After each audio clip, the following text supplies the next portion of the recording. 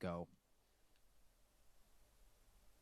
Welcome on back, everybody, to For the Love of Gaming. My name's Sarah Avium, and I'll be your host for this upcoming section. We've got Dan Spence playing Devil May Cry, all collectibles, Dante on normal. And joining him today, we have D Cosmic and the Scruffington. Take it away, Dan. You're looking amazing today in that cosplay. I love it. Yeah. So what's up, people? My name's DanSpence94. As Sarah said, I am joined by the Cosmic and the Scruffington boys. If you want to say a few words. Yeah, my name is DE Cosmic, and I am a Devil May Cry series speedrunner. And hello, my name is Scruffington. I'm also a DMC series speedrunner, and I'm really excited to see Dan here. He's a current world record holder of this category, easily one of the most dedicated runners of this game. Good luck, dude. Yeah. And just before I start, without the Cosmic and people like Scruffington, people like me wouldn't rerun in this game. The community for DMC speedrunning as a whole is just amazing. So big shout outs to that group there. We won't, obviously, there's a lot to cover on this game. All collectibles, details. We pick up every weapon, we pick up every blue orb fragment, and we complete every single secret mission. So there's a lot to go through here. So if you boys are ready. Yep. Right, I'm just going to count down from 3, and then we're going to get right into it. And time will start as soon as I hit normal here. So in 3, 2, 1, Devil May Cry. And timer is going. All right. Yep. So, the TLDR on this game basically is that Dante is a demon hunter for hire, and he's been contracted by a woman that surprisingly looks just like his mother. To go to this place called Mallet Island or Mallet Island. I don't know, man. I always it's Mallet Island. Yeah, I think it's Mallet Island, Malay. But like, this is the place where you can cook the best steak in the underworld, which is the Malay Mignon. But anyway, so he's been contracted to he's been contracted to take down the Demon King Mundus. And this is like, you know, one of those genre-defining action games, and it's just a great game. So starting off in all collectibles, Dan mentioned that we are going to be picking up every blue orb fragment. So here's the first one, right as you enter the castle. The blue orb fragments, if you collect 4 of them, it will form a blue orb, and it will allow you to increase your health. The way that all collectibles is defined is basically all unique items in the game are what we're going to be picking up. So there are some items like consumables that are on the ground that we won't be picking up. You'll see Dan kind of pass by them if he doesn't need them. It's because they're not unique in the sense that they don't count towards like a completion rate, essentially. So heading on up into the stairway here, we're going to also be picking up this game's little like key items for progression, which are the rusty keys. This is going to be sort of like a holdover for when this game was originally Resident Evil 4. And yeah, I don't think there's actually keys in the rest of the series. There is 1 or 2 on DMC 2, actually. Oh yeah, that's right. Yeah, they're not rusty; they're just keys. They just chilling. Yeah, they just kill it. Keys, man. They've been looked after. They polished. Yeah. So there's another blue orb fragment right over there, just kind of right in the knights. The next one that we're going to be grabbing is on the plane here. So these blue orb fragments, by the way, are sort of, you know, out in the open on this first level, and there's a lot of them actually in this first area. I'm always kind of impressed by how you can just have a full blue orb coming into this section. But moving on, we're going to be heading into the basement of the first mission here, and this is where we're going to be fighting our first encounter with the marionettes. The marionettes that all spawn down here are random, except after this first wave anyway. There's like 4 or 5 different colors to marionettes, and they all have varying amounts of health. So you see the red one there actually has the most health, but it's like really weird how the health thresholds are broken up, because it's like not only do they have different health per type, but each type can have varying amounts of health. So there's a lot of like little bits of RNG down here. So Dan's just going to use his guns to take out all these guys here. Just do a little bit of quick shooting. Yeah, I think it is. I think it is faster to use the guns here, like Dan is, right? Yep, absolutely. Yep. The guns in DMC 1 is completely overpowered. So all you DMC 2 haters out there, it was originally here. Yeah. Also, DMC 2 is goated, so don't even at me. A little bit of a note too. Yeah, a little bit of a note too. The firing speed is actually faster in I think every game in the series in the air except for the reboot. So if you're in the air and you're using the guns in this game and you mash really, really fast, you can actually get tons and tons of shots off and just cause like truckloads of damage. So we're getting our first S rank here. This is kind of what I wanted to delay talking about the economy in this game for. So this game will grade you on how well you perform. There's basically three main components to it, which is damage taken, time taken to complete the mission, as well as the amount of orbs that you collect. And, you know, pretty naturally, we're going to be clearing that time requirement pretty handily.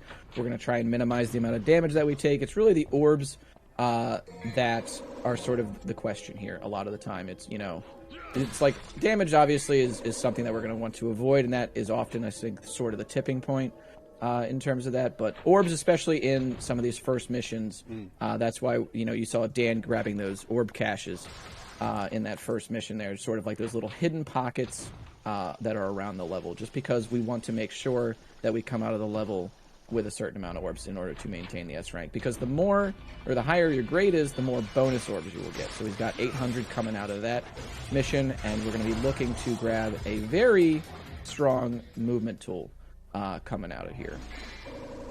Do we have time for some donos? Yeah, go for it. Yeah, we've got 2 donations that have come in. We've got a 10-pound donation from the Raging Mule and a 10-pound donation from Mega Roro. Thank you to the both of you. That brings us up to 1,889 pounds. So this is the Sin Scissors. If Scruffy, if you want to talk about that. Sure, yeah, so the Sin Scissors here can be a little bit annoying because ideally you want to Helmbreaker them and not take damage, but sometimes the scissors, when they fall, they can just kind of give you a nice little haircut. So here Dan's going to use his Helmbreakers here by just enemy stepping off of the Sin Scissors, and then as soon as he lands, he's just going to walk away a little bit and hopefully dodge the scissors. The most important thing here is to just get through without taking damage. Yeah.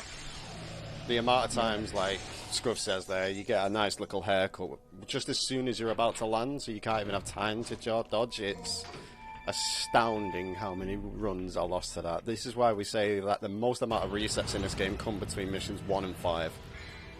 Mm-hmm. Yeah, absolutely. Because, in terms of damage taken, that's where the requirement to not take damage is highest. As you go kind of further in the game, and we've sort of scaled up the orb economy, because a lot of this game is very much like about the orb economy. Just because like there's tools in this game that, while you don't have as many, you know, as the rest of the DMC series, the tools that you do get are so important to how fast you go, especially like some of the items that we'll be getting later on to use, and especially in all collectibles with additional item usage that we have routed in. You have to get even more orbs kind of than normal, so it's really important. Yeah, I think it just makes this run super cool because it's almost like a minimalist approach. You're just going as fast as possible with the least amount of abilities and movement tools. So we've really optimized the game here, and especially runners like Dan and Yang in all collectibles. Yep. We still haven't mastered that Dante must die yet, though. let's not talk about that. Let's give you a little bit, yeah. The original idea behind all collectibles, I should note, was sort of that there was any percent on the board and there was 100%, and I originally thought of all collectibles to be sort of like the training ground for people to eventually do 100% runs, because 100% is just such a brutal category that getting runs off the ground in that game, and just the amount of like knowledge that is, you know, required of the game to just have runs that are valid for that board is, you know, crushing sometimes, and maybe a little demotivating. So all collectibles really serves as, you know, sort of a marriage between any percent and 100%, and kind of has it's really developed kind of into its own thing at this point, which is cool to see. Yeah, I like to always think of it as like the 95% category. Yeah. Also, a nice job getting through Phantom there. That fight can be very annoying, because he usually doesn't like to cooperate. Yep. There's a blue orb fragment there. Nice little blue orb, yep. This is also another reason why we buy Stinger. It allows us to kind of do these launches off ledges. So for stuff like platforming, it just makes it a hell of a lot easier to to get across, especially gaps like these when we don't have later moves that we'll get, which make it even easier. Yeah, trying to go through that platforming section normally is it's not fun. So Nope. Stinger makes it a little easier. And welcome to our secret mission. First secret. Yeah, so the secret missions in this game are missions that are activated under certain conditions. In this case, it's falling into the water after you've defeated Phantom and gone outside. So the point of this secret mission is that you have to one-hit kill the scissors. And the way that Dan is going to be doing this is by parrying the scissors attack and then shooting in the face with Ebony and Ivory with your Dante's pistol. So there you see, easy peasy, slim pickings for Dan the Man, and he's just going to make it on out of the water. And by falling into the water from the opposite side, it teleports us to the other side that we don't fall off on, which also makes it easier to even just get out of the mission here. And complete mission 3 with a special bonus. You love the special bonuses. There are 12 of those secret missions in the game, so and all of them except for the last one will reward a blue orb fragment. So Dante is going to have a lot of health by the end of this run.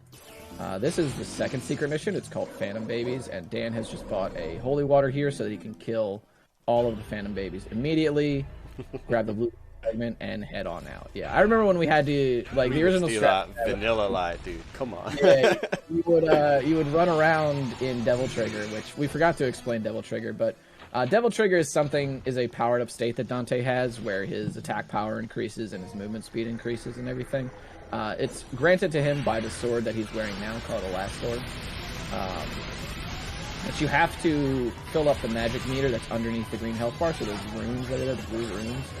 And you have to have at least 3 in order to activate it. So normally what we would do in that mission is run around on top of all the Phantom Babies while in Devil Trigger, because Dante's running animation will do damage in Devil Trigger if you're running on top of the little spiders. But this holy water's decidedly faster, so there we go. Yeah. It was thought for the longest time that we had to do that vanilla until I think it was either me or Yang tested it and found out as long as we get the special bonus, we have the extra orbs there. We just account for more orbs down the line to accommodate for the 700 extra ones that we just used for the extra holy water to complete that secret mission. And there's 2 in there.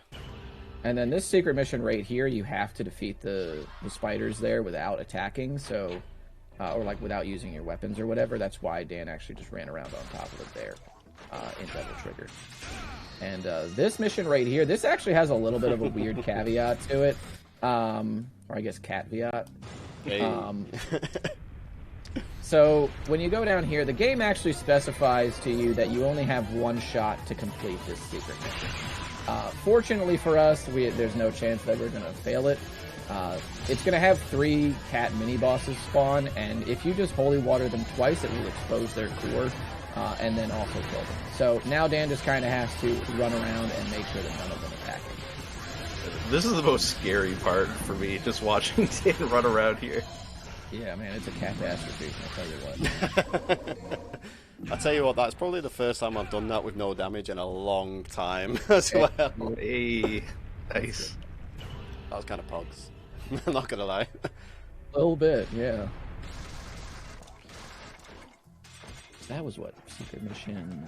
That was 5. Yeah. Is it? Was that 4? No, it was 4, yeah. 5 is on the Cyclops.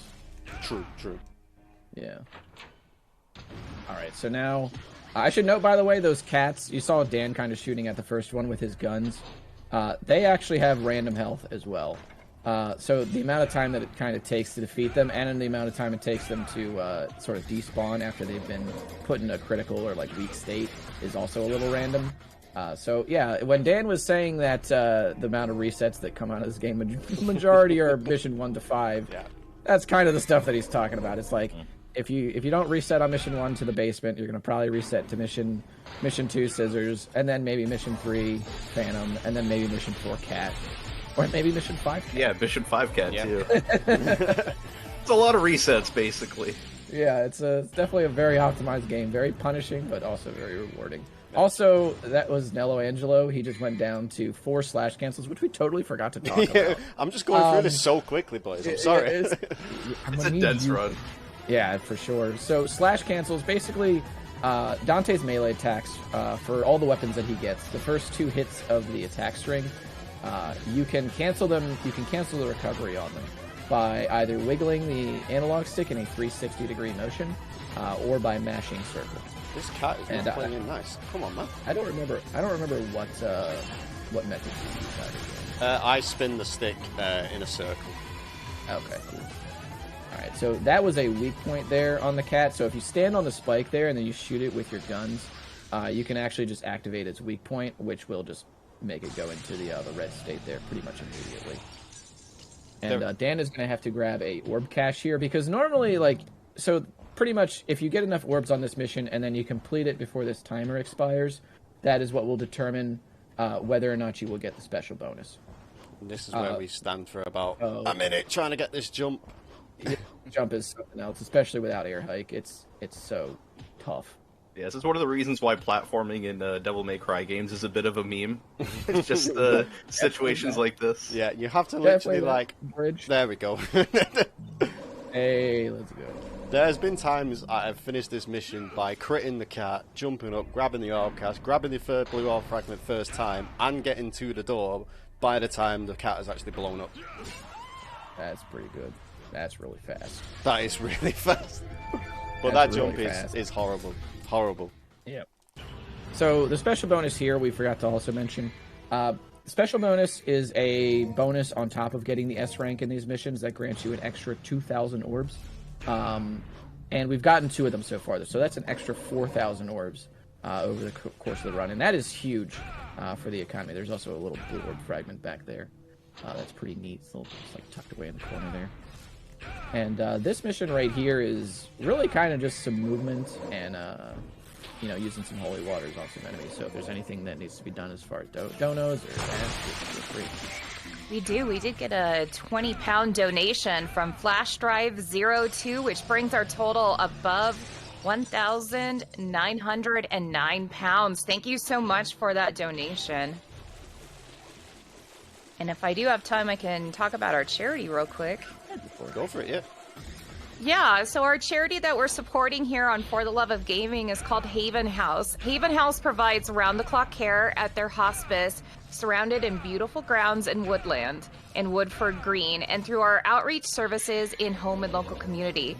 They provide day care, overnight stays, end-of-life care, bereavement support, as well as life-enriching activities such as sensory play, music therapy, and physiotherapy. We provide care and support where and when our families need us. Hospice care does not mean that a child is near to the end of their life. We are here from the time a devastating diagnosis is made to help our families have choice, quality of life, and to make the most of the precious time that they have together. Thank you again for all your donations towards Haven House. Beautiful charity, beautiful charity. Great cause as well.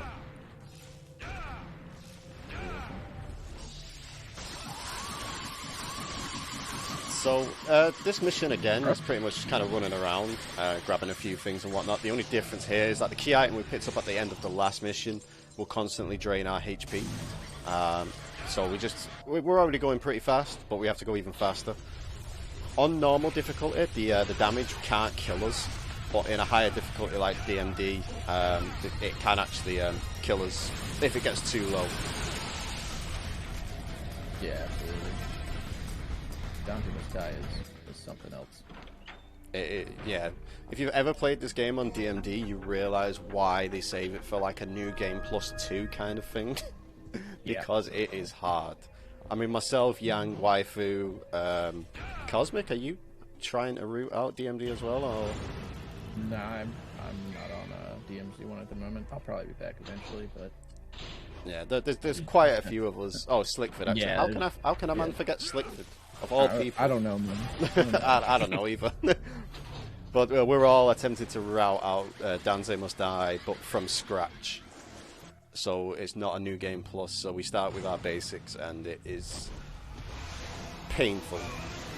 Yeah.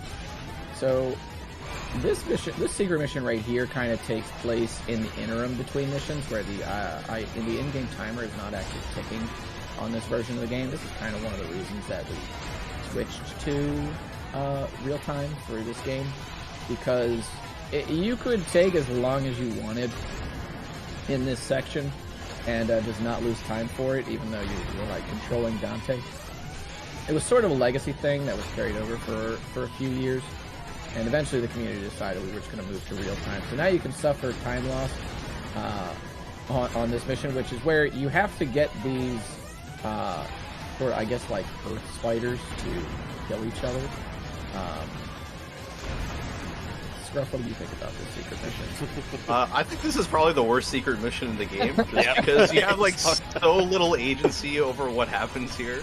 You're just kind of standing in between them, hoping to kill each other quickly. Yeah, there's no surefire way that we can think of to manipulate them into doing this attack, other than kind of jumping around like a madman. And even then, like you've seen just there, he just completely passed it by. This mission gets even harder on DMD, just because on DMD, Devil Trigger does not regenerate your health like it does on easy, normal, or hard. So you're really just up the creek without a paddle. You know, kind of just hoping and praying that they're just going to take each other out real soon. I don't remember if they can Devil Trigger as well. Like these two specifically can Devil Trigger on Dante Must Die, but if they can, then that's just even more of a nightmare. No pun intended. True. True. It might look a little bit silly, but I used my Vital Star there at the end of that secret mission. Two reasons is because item use will not affect your rank in intermissions, like Cosmic was saying. But also, it frees up my inventory, so my holy waters are now in slot 1 of my inventory.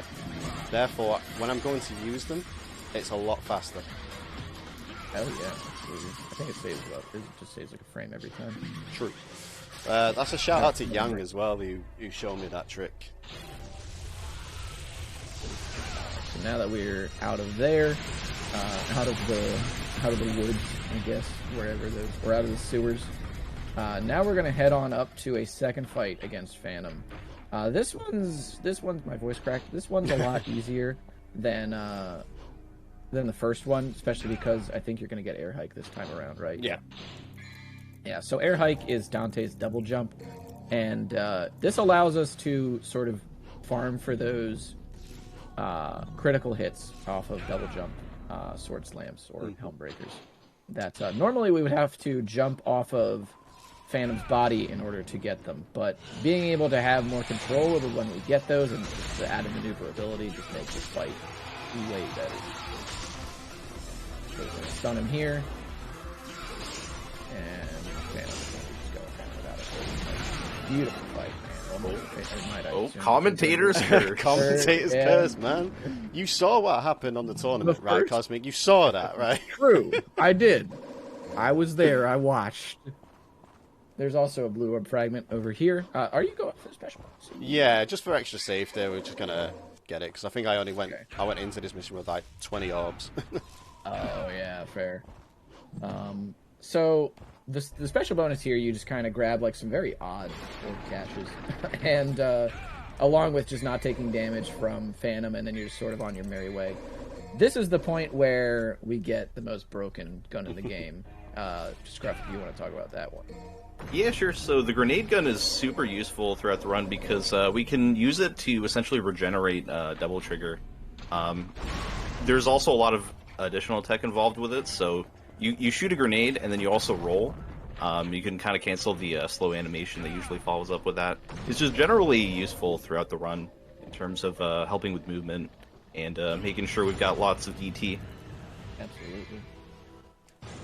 All right, so now that's 3 special bonuses that we've got. So 6,000 extra orbs just off of, game knowledge and just off of understanding. Pure gaming. Yeah, orb gaming. Do you grab this Devil Stars on here? No, okay, you don't. I get it on the way back. You can get it there, but it's a little bit faster to get it on the way back instead. Spoiler alert: we go back to the castle. Yeah, hella spoilers. Yeah. Game is 20 years old, by the way. So this right here, so if you were doing like an 100% run, you would probably just want to kill these lizards here, or they're called assaults. just blades in this game. Yeah, they're called blades. They're called assaults in DMC4. Got too much to on the brain, man. So you would normally kill these guys if you're doing a 100% run, but in all collectibles, you can just kind of dance your way around them with the grenade gun and just make sure that they're stunned while you go to that tombstone there and pick up the blue orb fragment. And now we're going to do a trick called early gauntlets, where we're going to jump on top of this platform here and then just go and grab the Ifrit stuff. So if you decided you were going to do the platforming there, just know it's not necessary. You can just grab them pretty much immediately, and then we're going to do like one of the only skips in the game where we're just going to skip the entire first Griffin fight by punching the door with Ifrit. Yeah, bye-bye, leave them on read. Does not get old. Never. So Ifrit is a little bit of a different weapon from Alastor, or Alastor, and it's fire gauntlets, and our movement speed does not really increase with them, but it does lots and lots of damage in Devil Trigger, and it's got like, it doesn't have as much utility as Alastor. Like you see Dan just sort of sprinting around this forest here to position himself for these enemy kills using the power of Alastor. But Ifrit is like, I don't joke when I say that Ifrit is probably one of the single most important tools that we have in this game, just because of the amount of damage that it can do, especially in categories like 100%, where some of its like unique abilities are really crucial to how some of the boss fights go. Mm-hmm. If you've ever watched the Devil May Cry 4 speedrun, just the word distortion will come to mind. Recently there's a lot of talk at the moment with that distortion was kind of found in Devil May Cry 1 accidentally. There is a just frame when you charge an Ifrit's punch, and if you have one of the other weapons I'm going to pick up later on, the Nightmare Beta equipped, you can essentially, I think it's 8 times damage in Devil Trigger than you would do normally. It is insane. Yeah, it's something wild like that. I think it's only like on frame 67 or something like that. Yeah, it's just something really hard. Yeah, it's one of those things that like we'd have to task it out to see what it actually looks like, and then from there we can decide whether or not, or like how humanly possible this is to sort of work into the route, because it would really change something, especially in the late game, in terms of how we approach some bosses. So. Also, this light here is like one of the most annoying things on the planet, because it just decides it's going to go... We always wanted to go down the left side of this path, but there's times where like runners will just, be trucking through, and for whatever reason, that light has gone to the right side, and that they just lose their run. They lose whatever item. They just get sent back to the beginning of the maze, and you can just... It happens to everyone at least once. At least once, yeah. I remember the first time it happened to me, dude. I was like, what? I've had it where I've followed the orb, it's gone through the doorway, I've gone through the doorway, and it still sent me back to the beginning. That's how cracked this game can be. Alright, so Dan actually is going to pick up a holy water there just because it's so in the way. So it's very easy to grab that. It's free 700 orbs. The easiest way to think, about sort of how you correct your orb economy in this game is if you lose an S rank, in about the mid game here, you lose 700 orbs, or you just lose 1 holy water. So in order to correct your orb route and not overcorrect it, just pick up 1 backup holy water and you are on track again. That was a really quick secret mission. Oh yeah, that secret mission is it used to cause a lot of trouble. Yeah, you just kind of jump up there and just grab that thing. It's wild. This is also like this mission right here, mission 11, is just one of those missions where like you just feel like every muscle in your body tense up while you're just avoiding all of the things that can just stray hit you, because no damage on this mission is really important, and once you get to the boss fight, you kind of got it in the bag. But up until then, everything is just out to get you. Fortunately, here on all collectibles, you can use the holy water and then take out the blades in order to grab the blue orb fragment that's down One of them must have been jumping down, so it a little unfortunate.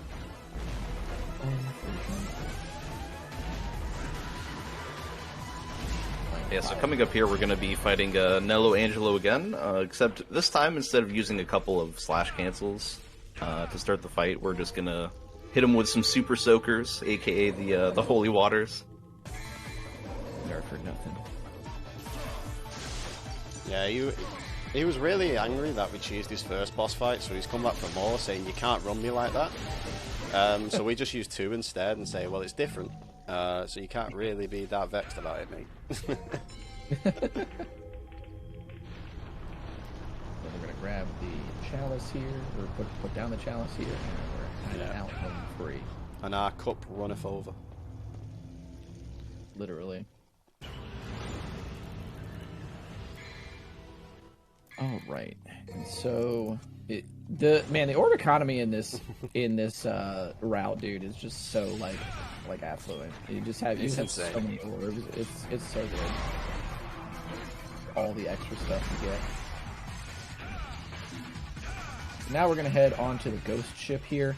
This is gonna be the start of, these sections right here. I used to complain about them a lot myself, but they really make up so little of the game that I don't know why I guess it's because it's just so jarring at first, right?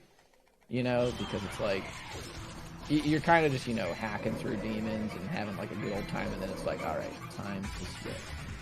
Time to swim. Time to swim. And we're gonna also grab the needle gun there, which will be useful later.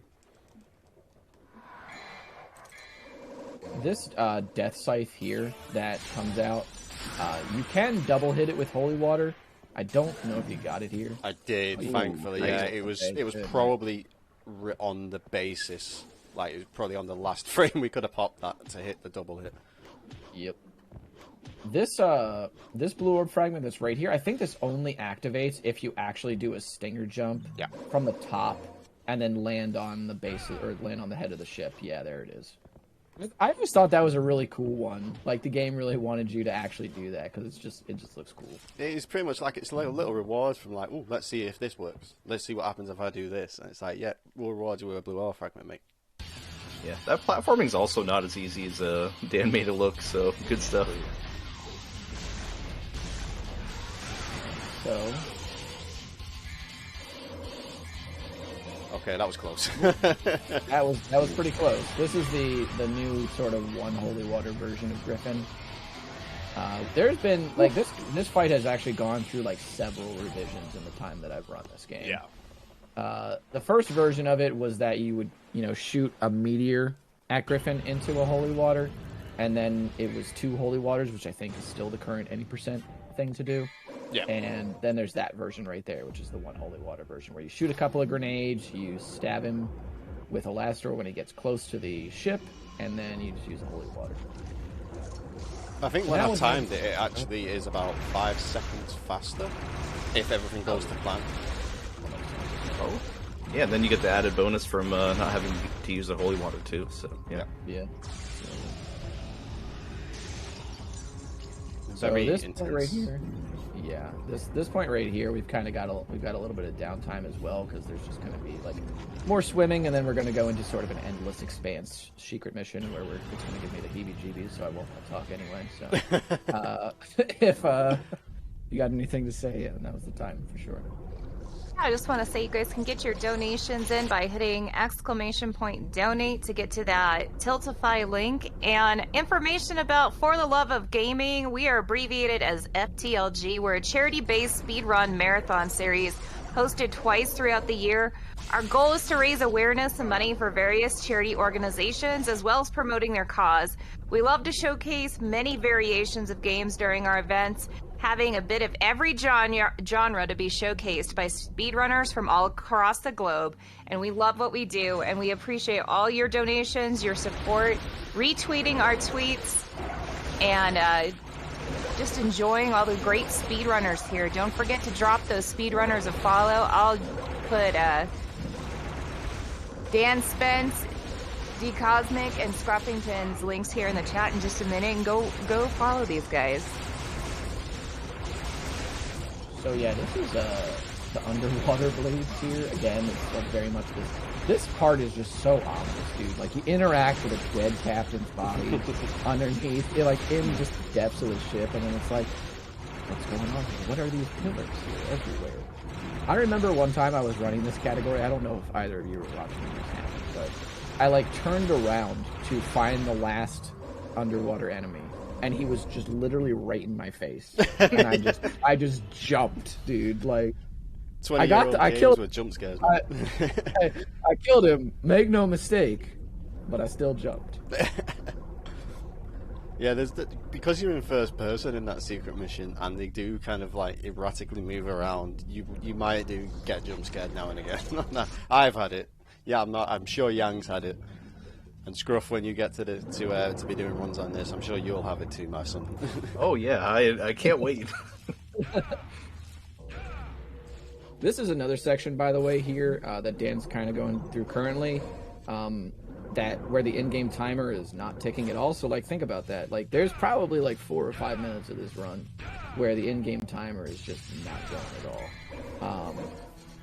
This is very strange too, because on the PS2 version, I believe the in-game timer is always ticking, except for in between, like, you know, in the in-between mission menus. But none of these sort of sections, like in the intermissions, like the beginning of the game, between mission 7 and 8, and between mission 13 and 14. I don't know what changed on the HD collection, but it's very strange to me. So which version do you guys run normally? Do you run the HD collection, or do you run the OGs? Normally, pretty much everybody runs on PC or like a current gen for the HD collection. I believe you did a run on the OG PS2 version, didn't you, at some point? Yeah. So yeah, the OG PS2 version is very like is cool, but I can understand why I found that game so hard, because the HD collection version is based on the Japanese version of the game, and that is actually easier than the version that NA and EU got, and that's because in NA and EU, renting games was so popular around that time that they didn't want people to beat the game in the time that, you know, they rented it. So Dante takes more damage, bosses take less damage. I think in general maybe enemies just take less damage. And that changes just a lot of things. Like, it's wild to think about. Plus, like, you know, if you were speedrunning that version, you'd just automatically be at a disadvantage because of well, you used to be at a disadvantage anyway because of the in-game time ticking during some sections that, you know, it's not on HD collection. But it's a beautiful game still. Like, even like going back to the PS2 and playing it then, it still holds up beautifully. So definitely recommend. I still recommend people like play it casually on PS2 at some point if you can. But I think in terms of like speedrunning, like HD collection is obviously the best way to go. Casually, it's not nothing to shake a stick at either. I think if you, in terms of accessibility for the game, like it's definitely the best it's ever been here. So this part of the run's one of my favorites, because if you saw Dan get the upgrade earlier, it's Vortex 2, which is this movement here. Essentially, Dante is able to use double trigger to just spin and fly through the air. And I think it's the fastest movement option we have in the game, and it's just one of the main ways that we get through missions from this point forward. Yeah, there's 4 forms of movement in terms of speed. There's your normal running, there's jump running, Stinger 2, which we bought first, and then Vortex 2 being the fastest after that. I don't actually remember where rolling comes into that tier list. Is rolling like somewhere between like jump walking and Stinger? Yeah, it's like a bit of a middle ground, but it's a lot harder to control. Yeah. There's also like BT Elastor running, but that's more situational. That's the thing. Yeah. Also, there's like a bunch of cats that spawn down here, so Dan's just gonna take all of them out with a couple of holy waters here. One thing that I thought was cool, and probably isn't like sensical in the start, but a lot of the blue orb fragments that we get that turn into blue orbs from secret missions, the 4th one we usually get on a secret mission that involves a shadow in some way. Yeah. That's true. Interesting.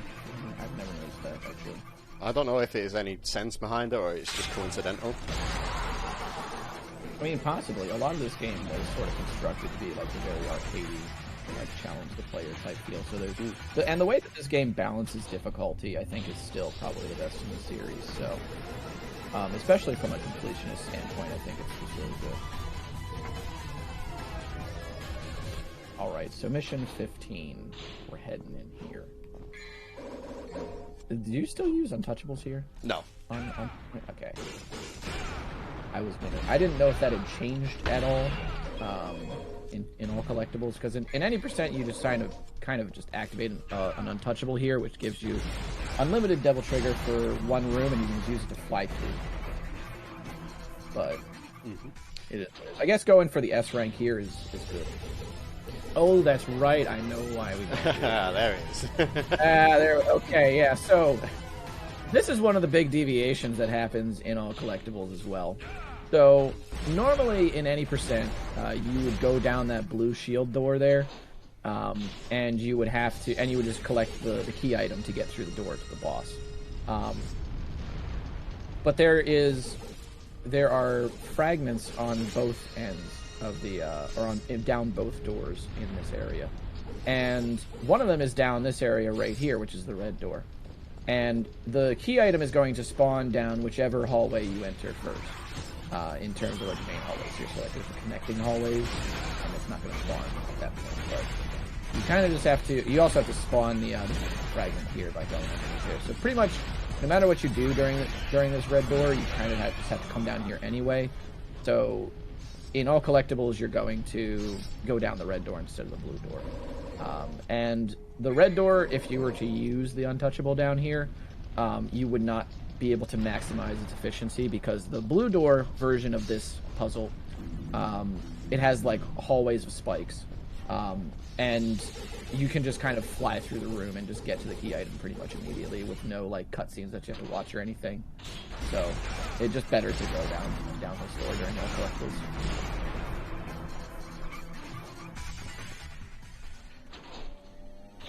Yeah, I always forget that.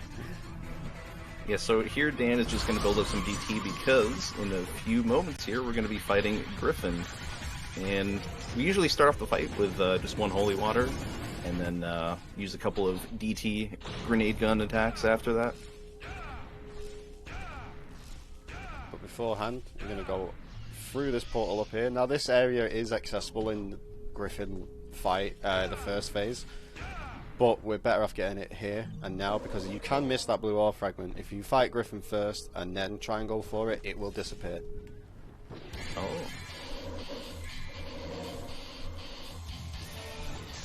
So we start off by using a holy water. I'm sure that's a surprise to everybody at this point, which will cause him to fly up. We'll activate our devil trigger, hit him once with a grenade, and then we'll try our best to try and bring him down with another one. Sometimes it can happen where he'll just kind of tank some grenades for some reason. There we go. Once he's down. Funny thing about this boss too, his health is actually hard coded into sections. So like, even if you turn on like a one-hit kill for this boss, he's actually forced to go through all these different phases. So you cannot actually just like 100 to 0 this boss. You have to like 33% him like 3 times, and it's so weird the way that that's programmed, especially because he gets so many iframes, you know, during each of the phase changes as well. He literally walks up and G-checks Dante as soon as he rocks up. Like, you think you can get out of here? Yeah, good luck, mate. What are you gonna do? And we just got a dono in, if you've got a... Go for it. Yep. Yeah, we've got a 20-pound donation from Dr. Shy Guy that reads, Dan is truly one of the most inspirational runners of DMC1 right now. He is a testament to how hard work and love for a game pays off over time. Good luck with all the collectibles run. Also, shout outs to the commentary. You guys are pretty cool. Thank you again for that donation, Dr. Shy Guy. Hey, God. Hey. Much love. Thanks, dude. Doc. Love to Doc. Shout out Humongous. So I love this secret mission here too, dude, where you just like enemies step up the skulls. It's so great. Another really fun one. You always like that. I think that secret mission, like, you always feel some sort of elation when you do that one, right? It's like, no matter what, you just want to pop off after that one. So good. More so because of the amount of times it doesn't go around.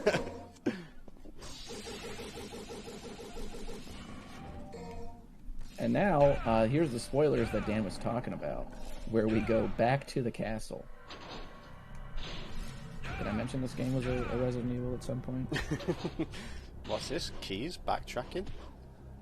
Oh my goodness. Yeah, this is definitely another part of the run where everyone, if you're running this game, you'll start to tense up just because the atmosphere kind of gets a little darker. There's not much lighting in the castle here. And there's a lot of hard fights, too. Especially coming up at the end of this mission when we fight Nightmare for the first time. Spoiler alert. It's a nightmare. Spoiler. Cheese! I don't remember when you activate the secret mission on this. After Nightmare. Oh, right, yeah. That's what it is. So we're gonna go ahead Two and on here. Taunt that guy. You always have time to taunt him. Taunting in this game gives you like back 2 rooms of Devil Trigger as well. Pretty useful. If you use the one-handed taunt, it gives you back 1 room.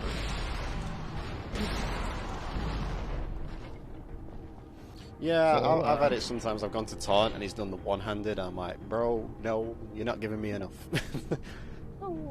Scruff, you want to talk about the Nightmare 1 fight since we're about to do it?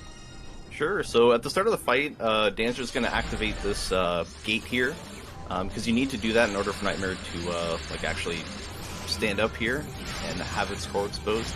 So before the fight, Dan is going to charge up his DP, and he's going to prep Ifrit, and he's going to do 5 attacks, and then he's going to cancel the animation for another punch, and then he's going to use the Holy Water.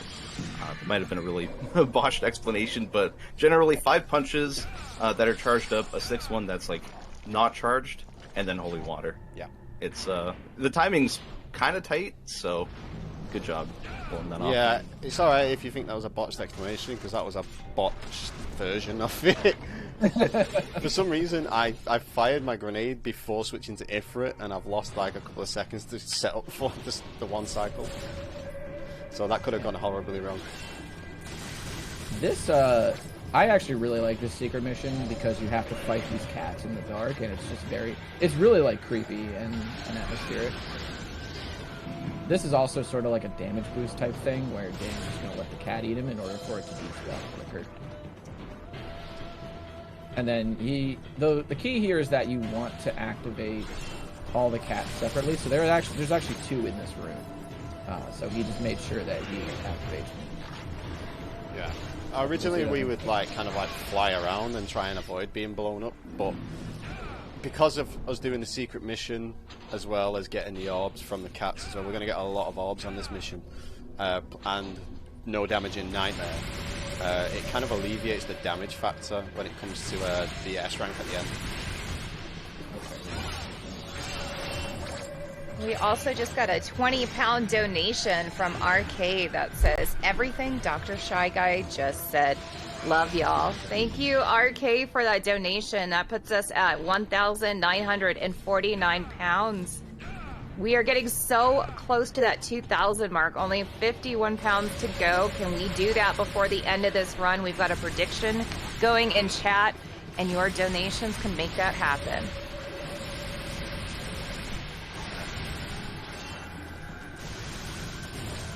So yeah, I think because of the Cosmic being on commentary for this run, the game spawned V's Shadow on New Game Plus for that last one. From Devil May Cry 5. Because that HP was a bit nutty. But we made it through, it's fine, we're cool. We out of here, yeah.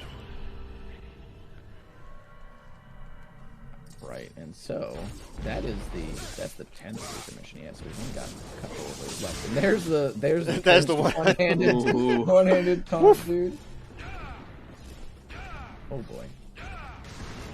That's right. This is gonna be mission secret. We just gotta get through here. And normally, like, you would see Dan sort of fly down this hallway with Vortex, but he's gonna actually want to save his Vortex for the bridge out here, because there's more platforming that we want to avoid. I believe I've just had a quick look in chat, and I believe, Sarah, if you've got an announcement to make. Heck yeah, we just got another 51-pound donation from RK that says, now let's hit that 2,500, which puts us at the 2,000-pound mark. Arcade, thank you for getting us to that 2,000-pound goal. Thank you so much for that. I think we need to do something special here, boys, at the end of this run. What are we saying? I think we need to show it. Absolutely. Thank you so much. We're at 2K. All right, so now that we've gone back over this bridge, it's going to activate Secret Mission 11. And basically what you have to do here is fly over the gap here, and then grab the orb here, and then I think you also have to kill the scythe as well, right? No, you just need to grab the fragment and bounce. Okay, yeah. Oh, cool. Okay. That's what surprised Yang first found it. We use the Untouchable there on normal mode because Untouchable gives us unlimited Devil Trigger. If we didn't have unlimited Devil Trigger there, we would run out on the Vortex back, and then we also need it to run up those stairs. So by using the Untouchable, if you use an Untouchable and leave the room you're in whilst it's still active, you'll regain full Devil Trigger at that point. So by using it that way, we will ensure we always keep our Devil Trigger. And we're already tanking the rank on this mission, so an extra item usage isn't that much of a big deal to change the orb route for us. Yeah. Like these frosts here, while they're weak to Ifrit, just using 2 holy waters. For whatever reason, the ice demons are still weak to the water items. I don't know. I guess because it's like... but like still, you'd think that, yeah. Yeah, if you guys haven't seen enough holy waters, you're gonna see plenty in this mission. Dante went to the store, he bought his Aquafina, and now we're gonna use 5 of them. So the first 2 were used against the frost there, and then we're gonna use another 3 on Nello Angelo for the 3rd time at the end of the mission. Yeah, apparently you didn't get the message the first 2 times we used them, so we need to teach them a lesson. And say, don't come trying to G-check us when we're packing the Holy Super Soaker, bro. Doesn't work. I like how depending on which Nello you're fighting, you can figure out how many holy waters you need for that fight. True. Yeah, that's like a good point. It's like Nello 1 holy water. Nello 2, you got 2. And now Nello 3 holy water. Unless you're playing on Dante Must Die, and then you just gotta pick a god and pray. That's true. That's true. I just realised I forgot something here. This could have ended badly. I was gonna say, are you gonna pick up the I like this blue orb fragment that's here on this mission because it's sort of out like on this balcony where this I think it's a bench. I want to say it's a bench. Yeah. There's like no significance as to why there's one there. It just kind of is. I feel like there's some significance, but it's just maybe like I don't know. It's just supposed to be mysterious or something. It's just kind of cool. It's kind of because I think that's one of the only like times you sort of see the outer working of the castle, right? You know, like I mean, obviously, like when you leave to go to the gardens and stuff, like, you see it there, but that's really one of the only times that you get to look out, I guess, towards the sky from the castle. So it's really cool. And down goes Noah. Yeah, like Cosmic said before, bang the 3 holy waters, and we're good. Well, Scruff said it, but. As Scruff said before, we banged the 3 holy waters. Yeah, almost all collectibles run. We nearly changed the run to a 90% instead of a 95 with nearly missing that fragment. So at this point, we've collected Dante's... that was his brother, by the way. Dante just had to kill his brother who had been brainwashed by the Demon King Mundus. Again. Again, yeah. And... now we've got we acquired our father Sparta's sword. It's, the legendary Dark Knight sword that was used to seal the Demon King away. And it's just totally useless for whatever reason in the context of the run. So we just unequip it. We just go back to Alistair. And that's just what to do. Also second to last sort of section. Well, I guess we went to level of the sort of section. Then that works too.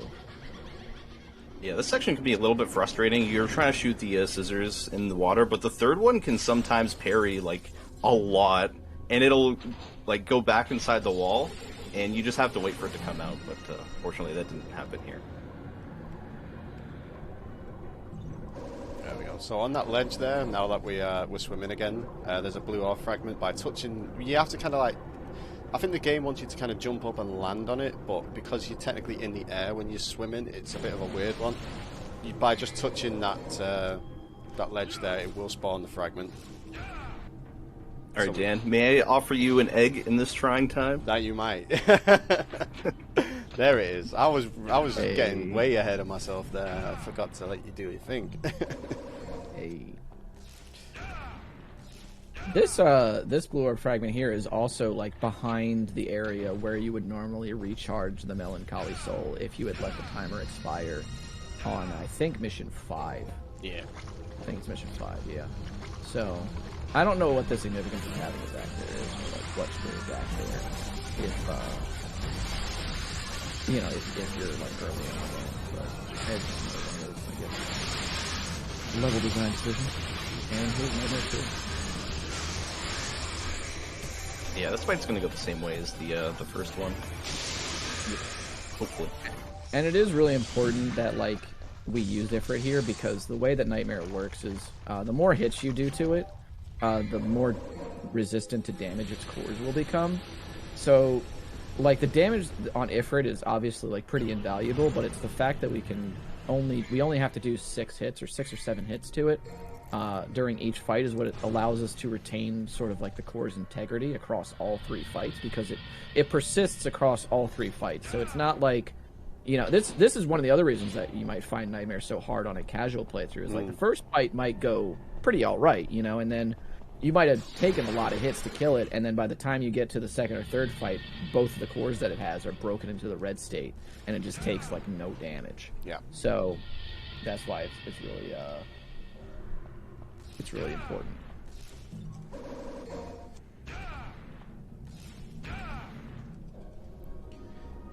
Yeah, I remember casual playing DMD Nightmare and wondering, why is Nightmare 3 so much more harder than 1 or 2? And it was because both of the cores were in red at the time.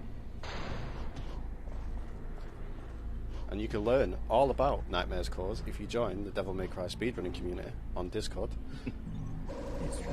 Because it is literally up for debate every other day. It's an eternal mystery in the community. 20 years later, we still don't know anything. We don't know squat about that fight. I would say it's been a nightmare to figure out. True. A nightmare you can't wake up from. Oh no. A nightmare you can't wake up from. Also, this mission is our first time seeing the nobody enemies, although you barely get to see them since they kind of just die off screen to a bunch of holy waters. But they're kind of like the main enemies that take over through missions 19 to 23 until the end of the run. Yep. There we go.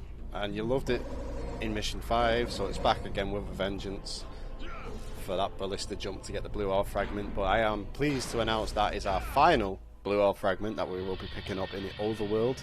We have one more secret mission after this, and that is it for any blue orb fragments or blue orbs in general. So the collectibles part. Did you pick up the shotgun? You did, right? Yeah, I got that on mission 2. Yeah, I guess it just went by. I probably saw you pick it up and I just barely processed it, so... Honestly, Dan would never forget the GAT. Yeah, not like I would rewatch those races and think, if I didn't get the GAT, would I have won? True. DanSpence94. Jeez. I mean, when you're coming up against Slickford, you kind of got to pull everything you know out, right? That's true. Yeah, there's any time to pull it out. It's better. All right, so Nightmare 3. This is sort of a forced 2 cycle. He's only going to do 4 fully charged hits of Ifrit here into a holy water, and then it'll just be another holy water. You got to avoid it as well. There's 2. There's also a sound warning at the end of this boss, so if anyone's wearing headphones, my advice would be to turn this down now. Yep. 2 sound cues are just going to overlap, and then it's going to be bad news there.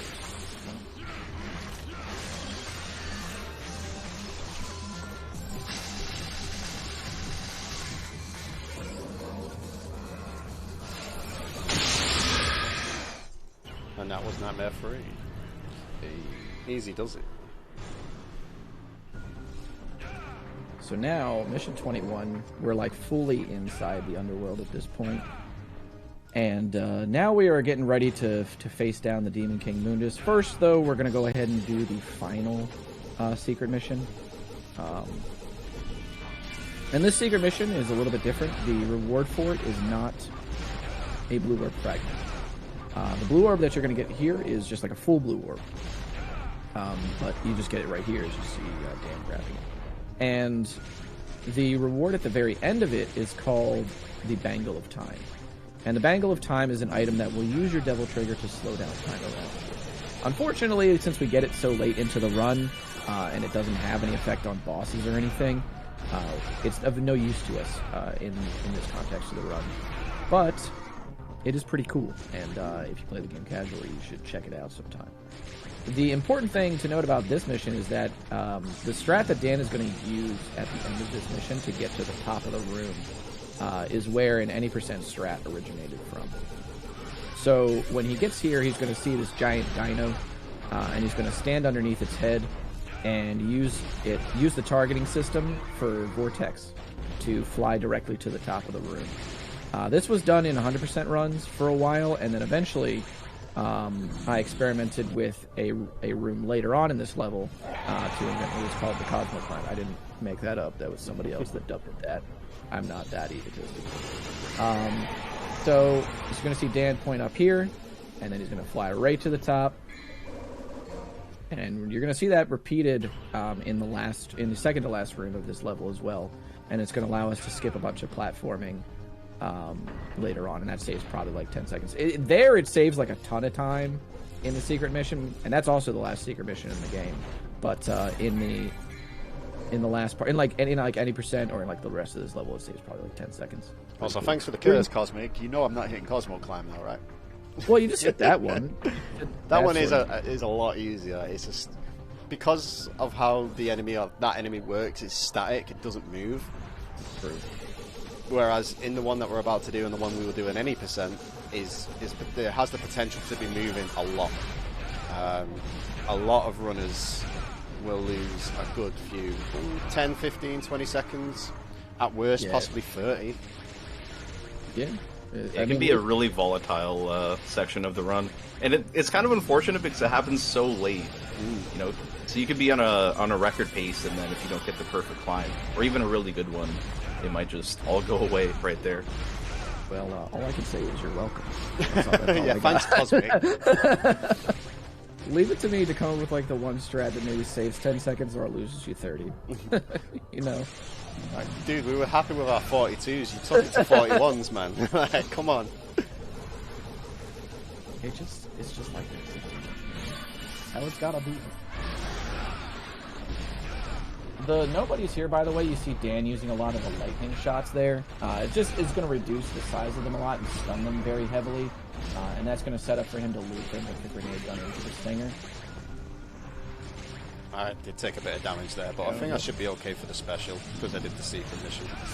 Yeah, probably. Alright, time to climb. Here we go. Time to climb. Never mind. No. Ooh. Good going, Cosmic. Thanks, Hey, Cosmic.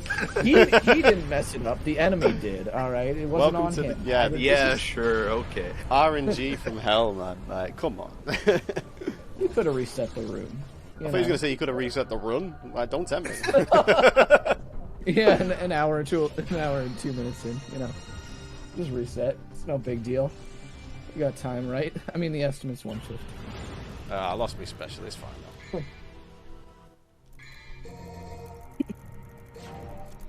All right. So, Mundus. Man, this is actually ironically the part of the run where a lot of people I think feel relief. Yes, it really is.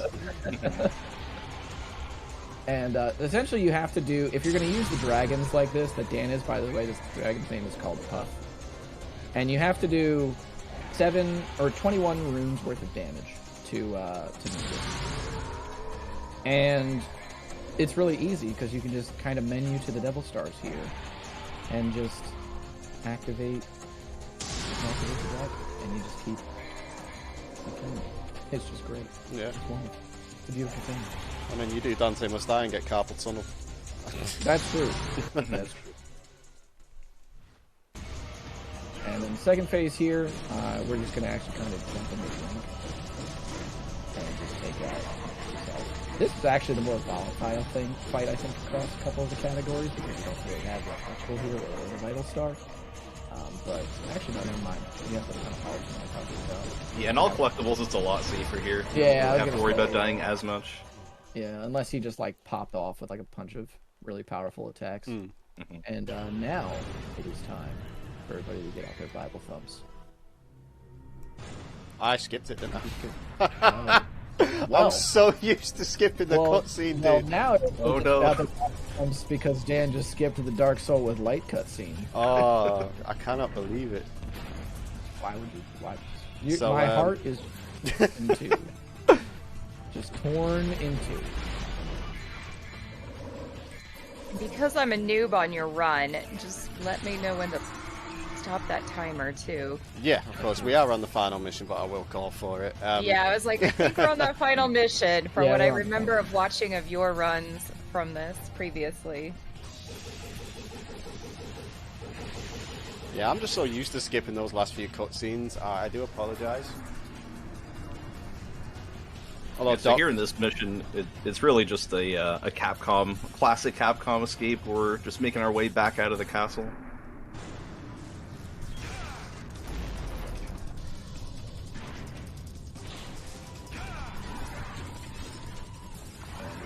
Because now Mundus is defeated, supposedly.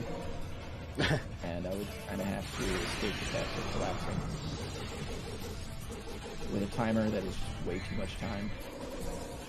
Doesn't the timer disappear during the plane sequence too? the plane sequence, it does, yeah. That's so strange to me. Like, you would think that would be the part that like you would want people to go about, but okay. So now Mundus has been resurrected as an entire can of SpaghettiOs, and we're just going to use Vortex now.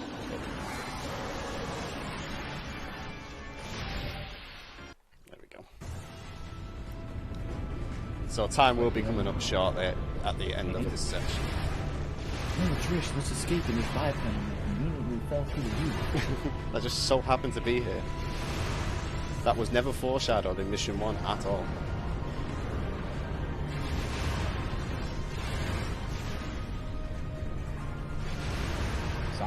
I'll say, so to make up for missing the Dark Souls with Light cutscene, I will let the timer keep rolling and we'll play this one instead. Because this one is even better, some might say. And I'll call for time afterwards. That's fair.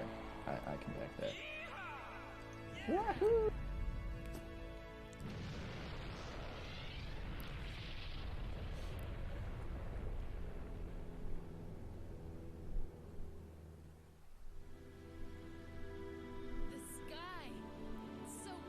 And all of a sudden, after the course of an hour, Dante is our philosopher. I don't get it.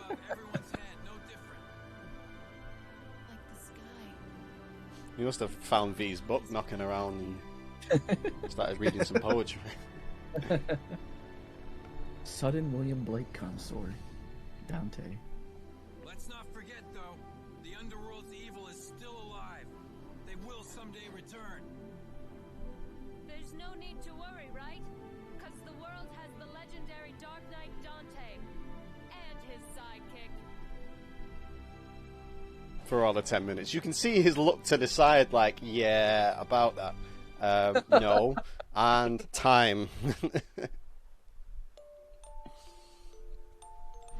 And right at that timer, we got a 30-pound donation from Tierna Lore that says, "Doing great, Dan. Always great to watch your runs. Happy to help where I can." And thank you, Tierna, for that 30-pound donation. So, I know obviously we'd played that last cutscene, but what was RTA on that by chance? 107.12 looks like. Oh, that was decent. Yeah. I'm Yeah, happy that's with that. I mean, to be like Scruff said at the start, I wouldn't call it a record as per se, because there's literally like two of us that are gunning for this run at the moment, trying to optimize it. But the record does stand at a 1:03:44 that I set on Wednesday. Nice. So we were looking to bring it down below 1 hour, hopefully. That's gonna be hard, man. But I think y'all can do it. But That's DMC. All collectibles. Dante normal. Good job, dude. Thank you, guys. Yeah, Thank you for the commentary, man. You guys smashed it as always.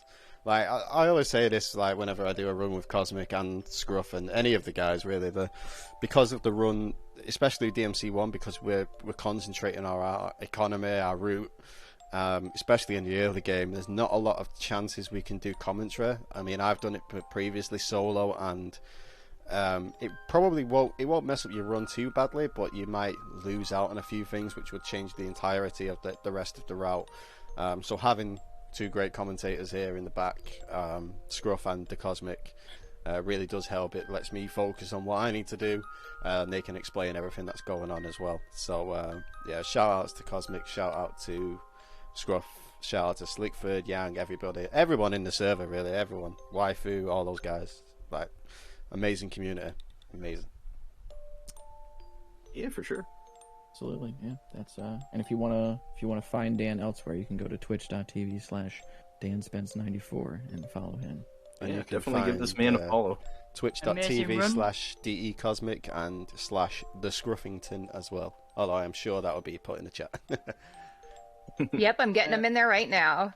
Excellent. Thanks for running for us, Dan. Much appreciated. I always love having you here. Yeah, it's always a pleasure. It's always a pleasure to play one of my favourite games of all time. Like Cosmic said, 20 years old, but never gets old. Although some might beg to differ. And my head is warm, guys. My head is warm. Right, well, coming up next, we have Captain Ezekiel playing some Resident Evil Revelations on New Game Casual, so stay tuned.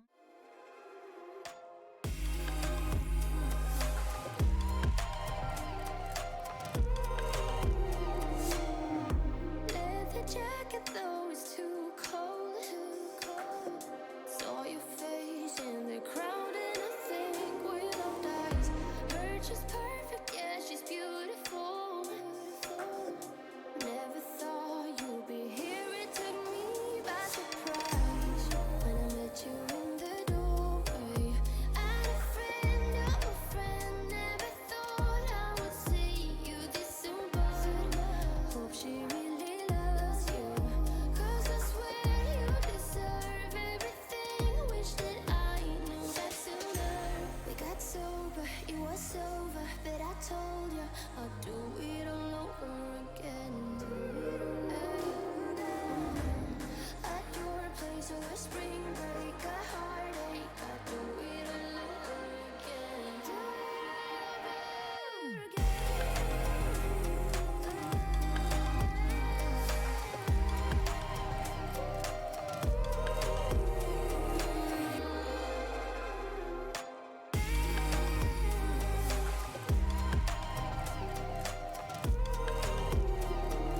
Tell me a lie, and I'll tell you too. I say that I'm happy for the two of you. You wanna be friends, but I don't think I can. But I wanna be happy, happy for you.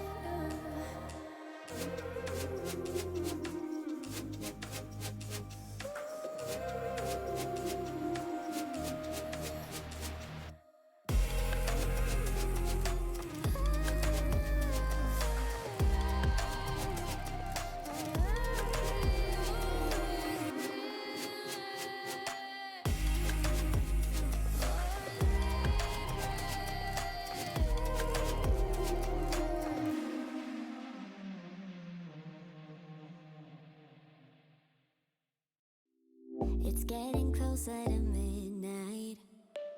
I try to get closer to you. Drinking courage from my red cup now. I will soon make a move. Ooh, I can taste it. The bittersweetness of taking a shot. A risk worth taking. If it's a shot of love, baby,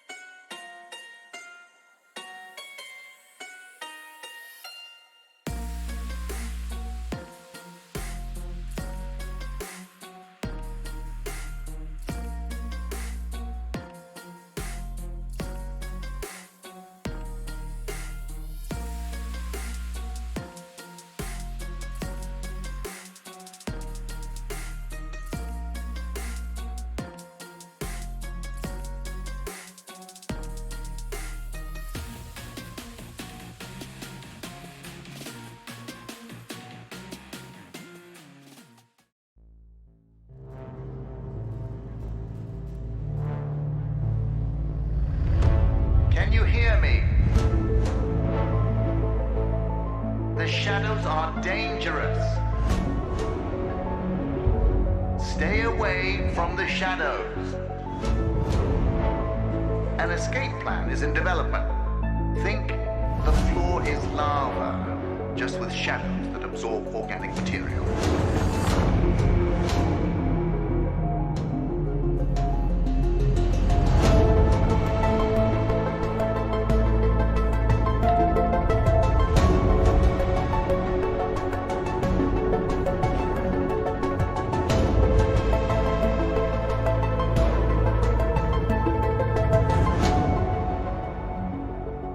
My security manager, James, doesn't know who you are, but I do.